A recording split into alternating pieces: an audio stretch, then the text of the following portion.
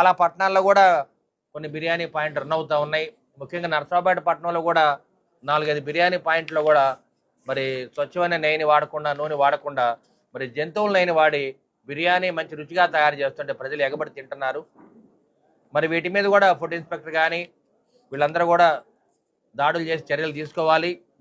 ఇవాళ ప్రభుత్వం యొక్క ఆర్డర్ ఏంటంటే ఎక్కడైతే బిర్యానీ పాయింట్లు ఉన్నాయో స్వచ్ఛమైన మరి నూనె వాడుతున్నారు లేదో తెలుసుకోవాలి.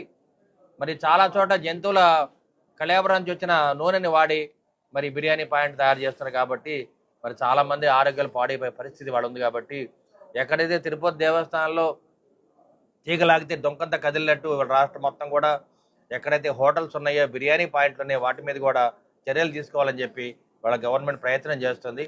వీటన్నిటిని కూడా దృష్టిలో పెట్టుకొని మీడియా వాళ్ళు కానీ మరి ప్రజలందరూ భక్తులందరూ కూడా దీని మీద దృష్టిలో పెట్టుకొని ఏదైతే ఎక్కడైతే అన్యాయం జరుగుతుందో, ఎక్కడైతే జంతువుల నూనె వాడుతున్నారో వాటి మీద మనం కూడా పోరాటం చేయాల్సిన పరిస్థితి వచ్చింది. కాబట్టి అదేవిధంగా ఎక్కడైతే సిటీల్లో ముఖ్యంగా నర్సాపేట పట్టణంలో ఏదైతే బిర్యానీ పాయింట్లు ఉన్నాయో వాటి మీద కూడా దాడులు చేసి వాటిని మూసేసే పరిస్థితి వాళ్ళ తేవడం జరిగింది. కాబట్టి అందరూ కూడా ఎక్కడైతే హోటల్స్ ఉన్నాయో బిర్యానీ పాయింట్లు వీళ్ళందరూ కూడా ఒళ్ళు దగ్గర పెట్టుకొని మరి జాగ్రత్తగా చేయాలని చెప్పి మీడియా ముఖంగా తెలియజేస్తున్నాం.